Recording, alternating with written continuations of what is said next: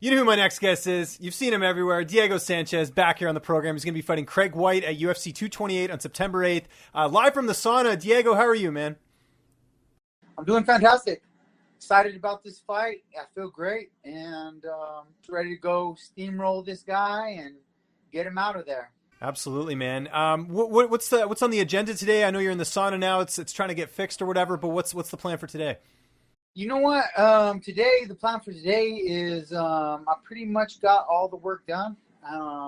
Very, very hard mitt session. Now we're done with all the combat training. And Friday I had like a close scare. That's why I got this black eye. Just in grappling, just like straight up in grappling. And I was like, no, it's time to cut it.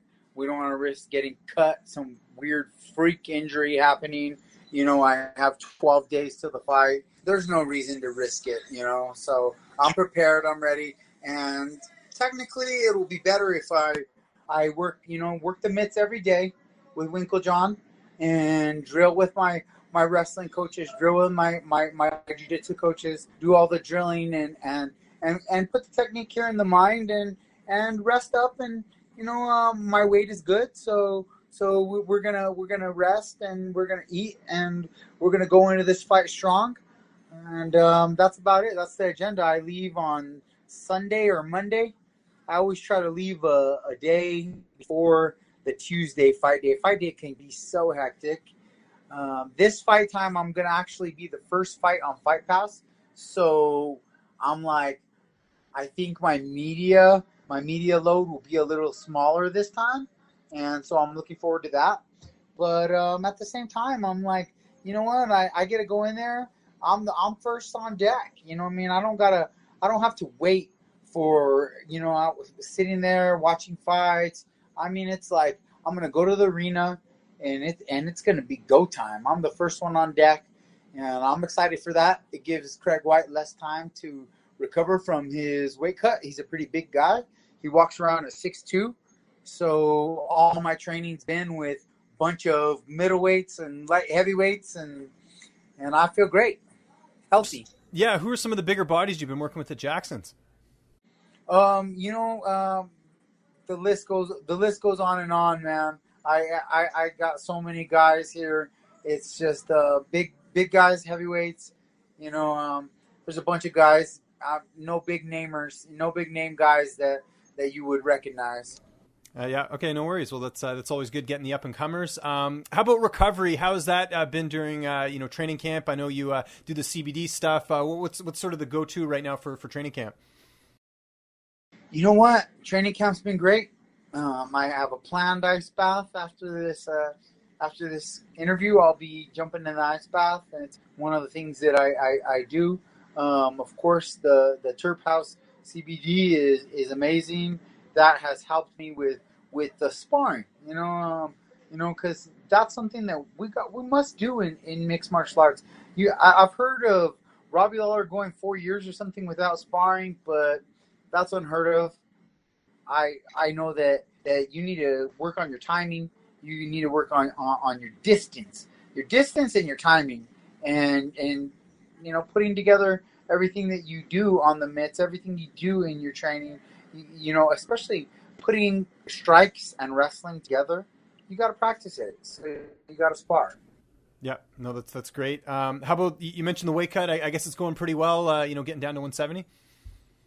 Yeah, getting down to 170 is a walk in the park for me. I walk around, 180 on my heaviest day. So, when I start to get leaner, I'm in the 77, 75. And so it's about a 4-pound weight cut for me down to 70. And I'm absolutely fine with that. I'm trying to change the game right now. I'm a pioneer of this sport, and I'm still continuing to pioneer this sport. And the next step in the evolution and the adaptation of mixed martial arts is going to be doing away with this weight cut. It's terrible for combat sports. People need to start fighting at the real weight. And one man that I'm going to refer to that I think was amazing at 155 pounds was Frank Yeager. He went in there and he beat BJ Penn twice. He he just was on fire at 55s, and his speed and his conditioning and his durability. Even the fights that he lost to Benson Henderson, I leaned towards Frankie, and I thought he won. Even the first fight with Jose Aldo, I thought he won. But guys have done it before. Guys have been successful fighting at the more closer to their natural weight. Carlos Condit is another guy. Like he's never really talked too much about it, but Carlos never really gets up in the 190s. Carlos is right there, 180. 170, 78, if that. And he's not a big guy, super lean. Stays strict to his diet all the time, year round, but not cutting a lot of weight. Yeah, no, I think you made some great points there, and hopefully we do see some change. We just had James Vick fight this weekend. He's like 6'2", 6'3". He must cut a lot of weight to get to lightweight. He'd be better suited at welterweight, I would think. I would think so too, but to each is their own. I am a man that has fought 185, 170, 155, 145. I've done it all. I've experienced the differences in all the weights. I have some experience in cutting weight and not cutting weight, and I feel that right now, me as an individual would prefer to go into a fight, number one, rested. Number two, stress levels, cortisol levels down, because I'm not killing myself all week. I like to go into the fight, number three, focused. My focus is not on the weight cut. You've heard George St. Pierre talk about how the weight cut is a whole nother sport in itself. Just the science behind it, the discipline that it takes. It takes a lot of energy, mental energy, physical energy. It is a draining experience. Some fighters try to biohack their mind and try to trick themselves into thinking that the weight cut helps them, but you can only trick your mind so much. The subconscious mind knows what's up, and you can't fight. The stress levels, the physical stress levels, physical body and mental body are connected. We're like an interconnected web.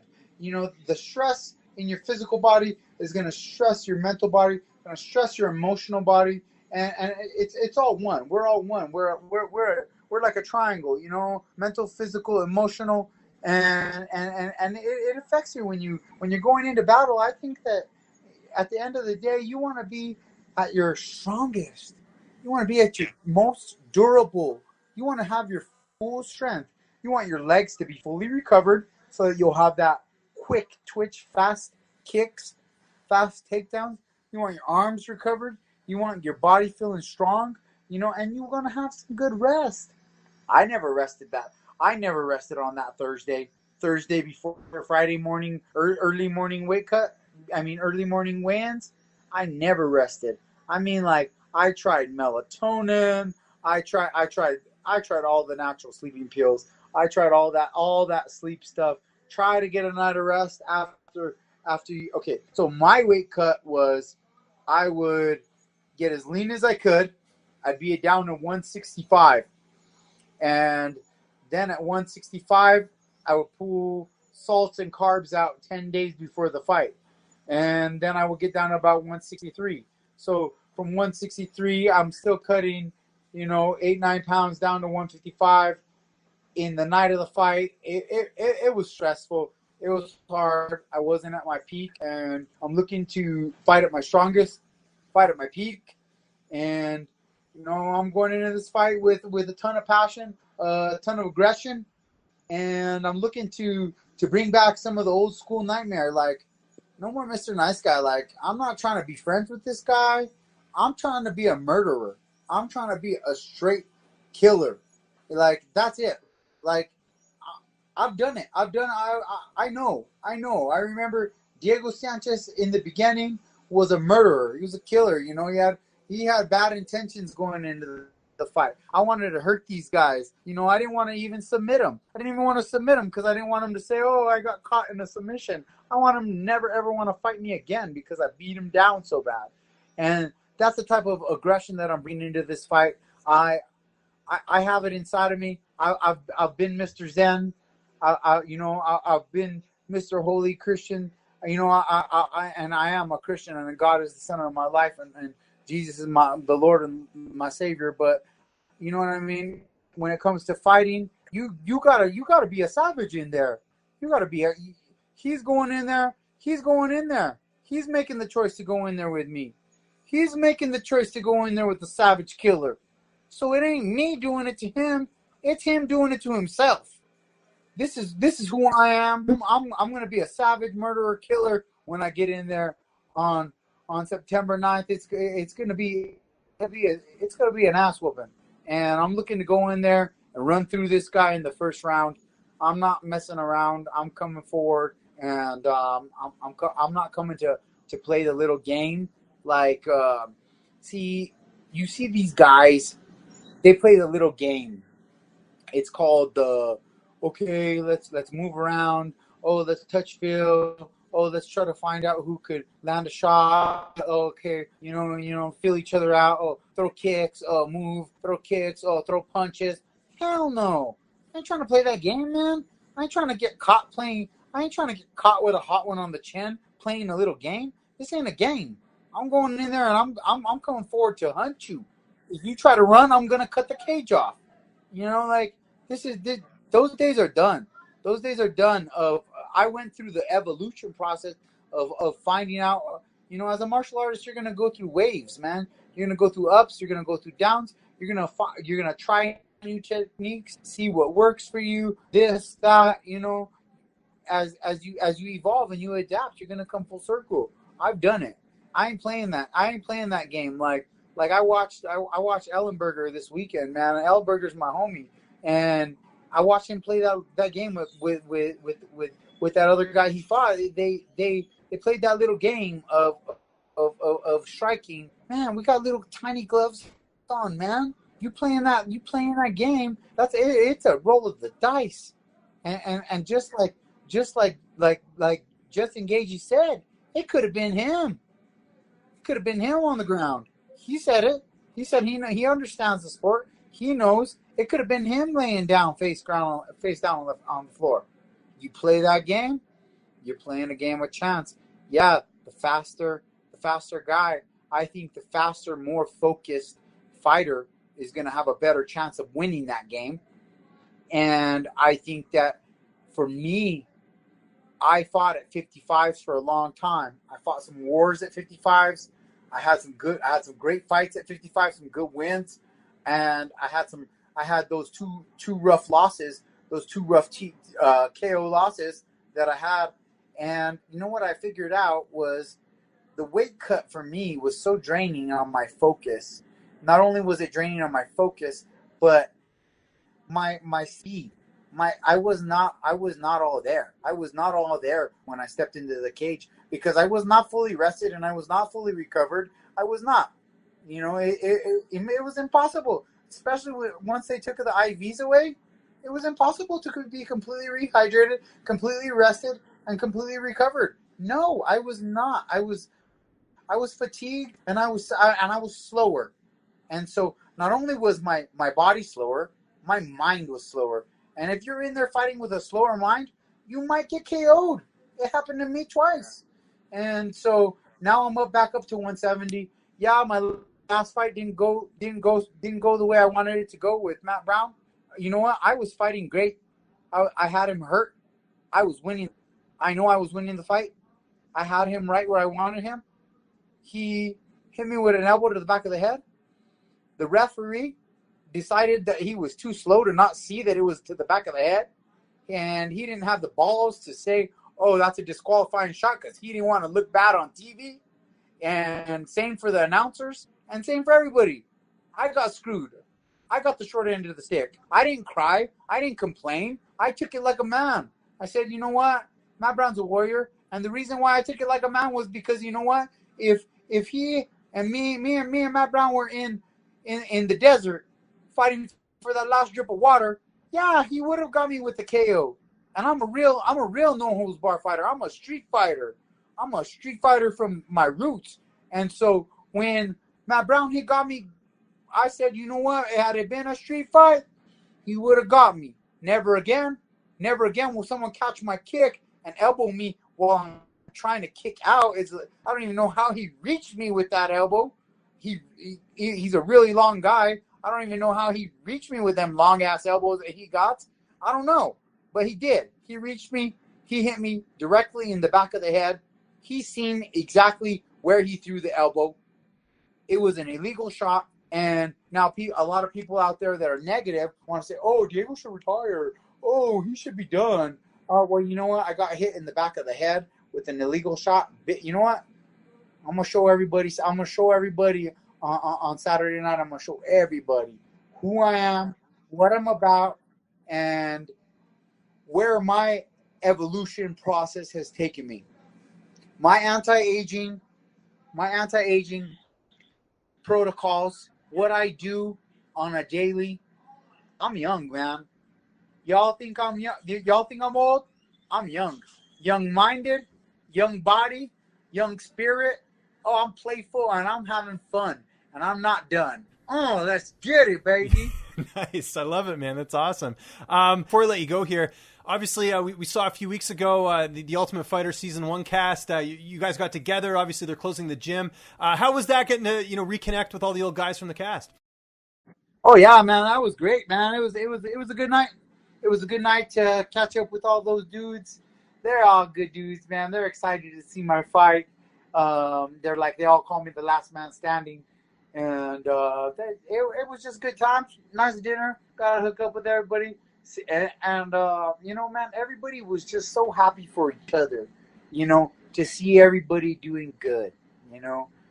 Everybody was on their own path, on their own mission.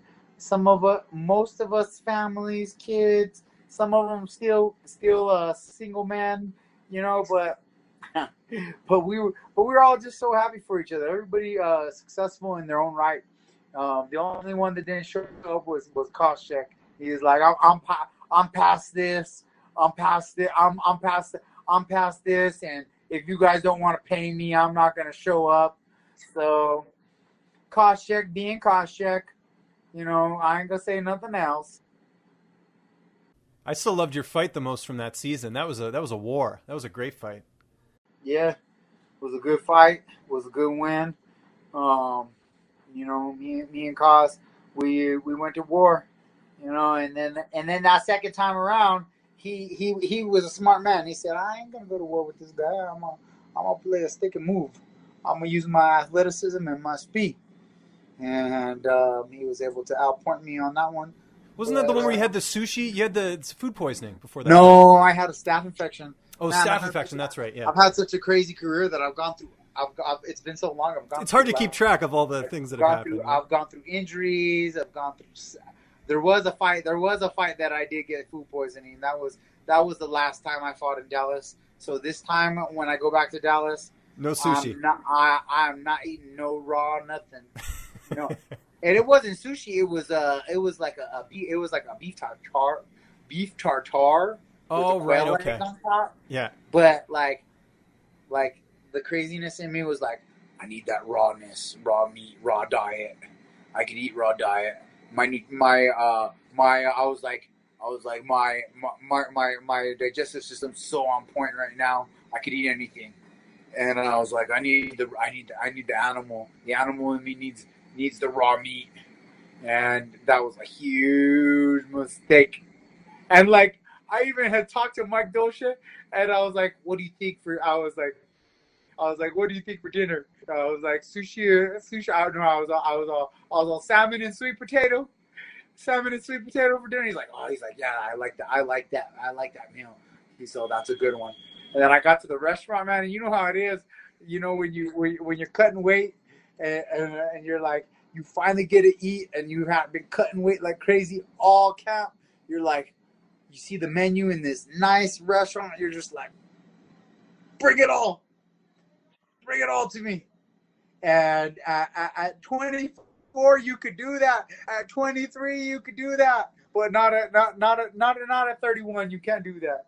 As you get older, your digestive system gets a little more, I don't know. I don't know. The digestive system kind of just doesn't do its job as good. No matter what it's called, do, it's getting old. It's old age, man. You start to break down a little bit. It's one of those.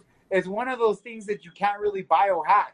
There's a lot of biohacks out there that you could do. Believe me, I'm all about anti-aging. But the digestive system, when you're young, boom, you throw a pizza in there, bam, be done like nothing.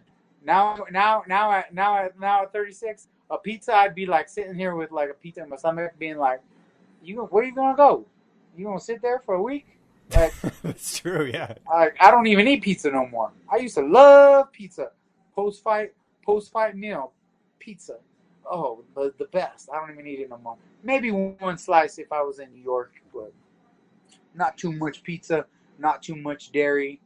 You know, I'm on the healthy diet, and I'm loving it, man. And man, we're loving this fight, man. It's coming up here September 8th. It is UFC 228. Diego, it's always great talking to you, man. I appreciate the time. Just to remind people where they can find you on social media, and if you have any sponsors or shout-outs, the floor is yours, man. Oh, you know what, man? I just want to say, everybody out there, I know everybody doesn't have Fight Pass. I know a lot of people aren't going to really get to see me in this fight, but I'm going in there with the best mindset. And I'm ready. I'm ready to be a savage, be a killer. So be ready for your Instagrams, because I'm gonna be on Instagram when I go in there and I totally just destroy this guy. It's gonna be brutal.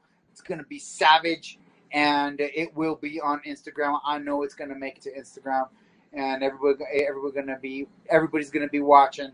And so if you do got Fight Pass, I'm the first fight on Fight Pass, and I'm happy about that. Less time for Craig White to recover from his weight cut. And as far as my followers, check me out, Diego Nightmare Sanchez UFC on Instagram, and Diego Sanchez UFC on Twitter. And shout out to my supplement sponsor, Genius Supplement Brands. Couldn't do it without them making the best supplements, giving me the best nutrition, helping me get back up to strength at 170. The Terphouse CBD, I can't say anything better about them. They take great care of me. And, man, I tell you what, the CBD is amazing. It helps me so much with my joints, especially the cream. I put the cream on my shoulder. I probably have a tear in my shoulder, a little minor tear, but I put the cream on my shoulder. I do my therapy, I do my rehab, and I'm good. I'm not going to have surgery. So shout out to them, and shout out to the 505. Burke, everybody out there in the 505, I love you. Bringing home the W. Yeah. Boom.